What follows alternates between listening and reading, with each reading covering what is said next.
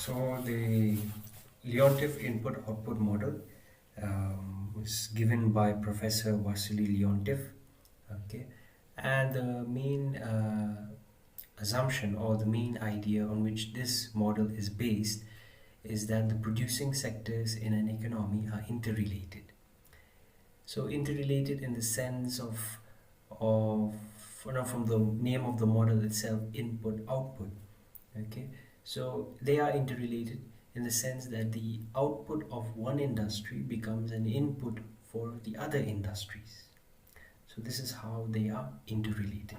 So let us take an example here. Let us take three sectors. We have agriculture, manufacturing, and services. So agriculture produces crops, okay, and to harvest the crops or to transport them, it would require trucks or tractors, and those tractors are outputs of the manufacturing sector. So here the out so agriculture depends on the manufacturing sector for these trucks or tractors. Okay, so the output of the manufacturing sector is used as an input for agriculture. So similarly, farmers might require loans or money to buy trucks, and they can get these loans from the banks, and the banking sector is a part of the service sector. So this way the output of the service sector becomes an input in agriculture. So this is a basic example of how sectors are interrelated to each other. So the basically what we're trying to find using the input-output model is what level of output should each of the n producing sectors produce to satisfy the total demand. Okay, and to understand this total demand, we should look at the intermediate demand and the final demand or consumption demand. Now, because this is an input-output model, so input-output model means that the sectors are interrelated. Why? Because the output of one sector becomes input for other sectors, and the output of the other sectors become input for that sector, so on and so forth. Okay, so this way, because they are interrelated, we need to find that level of output that should be produced, the correct level. So because of that interrelationship, we have what is called as intermediate demand. Okay, we have what is called as the intermediate demand, so which is the demand for the output of each sector to be used as input in another sector. So it represents the output needed for the production process itself. So as we'll see in the examples that follow, that intermediate demand is that level of output which is demanded by the economy itself, okay, to be pumped back so as to continue producing. Then we also have final demand. So whatever is left after intermediate demand, that becomes the demand to satisfy the needs of other parts of the economy that come from households, the government, for export, and so on. Okay, so basically what we're trying to do in this model is find the correct level of output to satisfy intermediate demand and final demand. So this model is based on the following assumptions. Okay, each sector produces only one homogeneous product. Each sector uses a fixed input ratio for the production of its output, and the production of each sector is subject to constant returns to scale.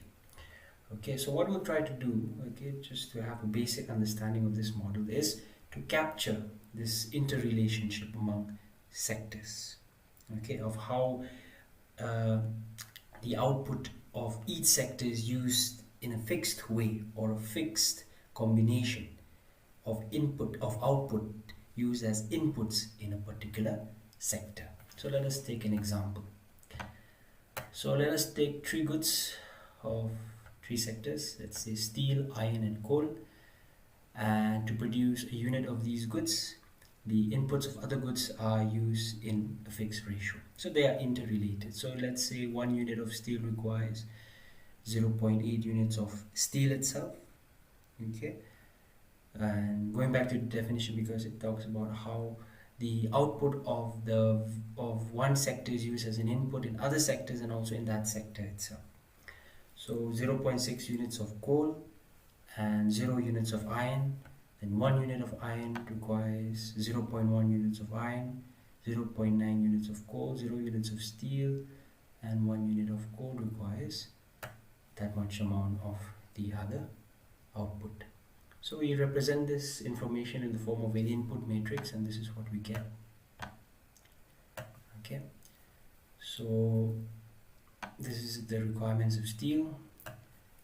Okay, so steel, we have 0.8 units of steel. So if we are moving down, okay, this arrow here, which means we are looking at the inputs for each sector. So for producing, so if we're moving this way, okay, if we're moving horizontally this way, so this will give us the output of each sector.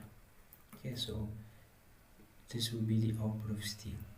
Okay, 0.8 plus 0 plus 0.9, okay, so on and so forth.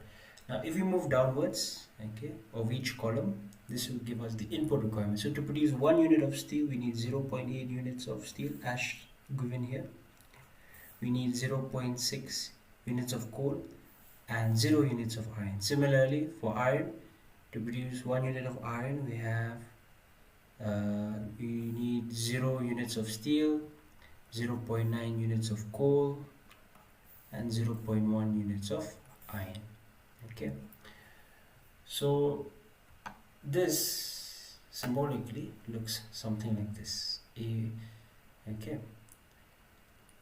so this will become useful in the next video, okay, where we show how we derive this matrix and all that. It shows this A11 is nothing but these 0.8, 0, 0.6, these are called the input coefficients. They show how much of output is used as input to produce a particular good. Okay, so A11 here is nothing but 0.8, A12 0, A13 0.9, so on and so forth. So these are input coefficients. So A is also called as, besides the input matrix, also called as the input coefficient matrix. It's also called the input coefficient matrix. Okay, so the meaning of this A11, okay, it is, okay, this first value here, 1, it means the output of the first sector uses output in the first sector. So here 0.8 is output of steel, which is used as input in steel, and A12, okay, which is this one, will mean the output of the second sector, which is of the first sector, which is steel, uses output in the second sector, which is iron. Okay, so that is how you read these things. And let us take one more. So A31 will mean the output of the third sector, which is coal, used as input in the first sector, which in this case, which is the first, for producing the first good, okay, in this case, which is steel. So how much? 0.6, and that is also the input requirement of producing 1 unit of steel. Now suppose we take the total output of steel, iron and coal in the economy. So we have X. So if we multiply A and X, okay, this will give us the intermediate demand.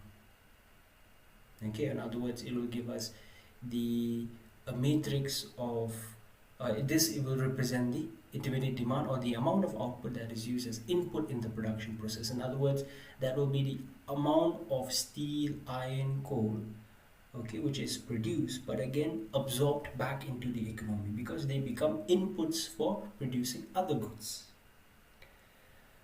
So if we stop here, okay, where we only concerned with intermediate demand, this kind of Leontief input output model will be a closed model, where we are dealing only with inputs of different industries, of how they are combined and used, uh, of how they are, uh, where we are concerned only with outputs of different industries used as inputs in other industries and even in the industry itself. So if we stop there, this will be a closed model of the Leontief input-output model.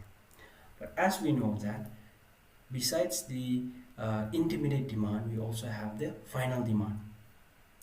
And final demand comes from households, from it can be used for let's say for example coal. Okay, there's a demand for coal from households, from the government, or a part of the coal also gets exported. Okay, so now you might ask the question like, what should be the right amount of coal to be produced to meet the demand of households or to meet the demand of exports? Okay, we will know that only after considering, taking into account the intermediate demand. So this way, whatever is left, okay, after subtracting the intermediate demand from the total output, that should equal or match the final demand. So this way, we will be able to find the correct levels of output to satisfy both the intermediate demand or final demand. Or in other words, once we know the intermediate demand and final demand, okay, we can find out the levels of output or the X matrix to satisfy the intermediate demand and final demand. And the next slide, in the next video, we will see how this condition helps us to find the correct values of X. Okay, and in this case where we have the final demand, okay, we also besides where we have the final demand also, and in other examples also we have labor as the other input. Okay, because in the closed model the outputs of other industries are the inputs, but in here in in an open model version of the input output model, we also have, besides the input outputs of other industries, we also have labor as the other inputs used in the various producing sectors. So this version of the model is called an open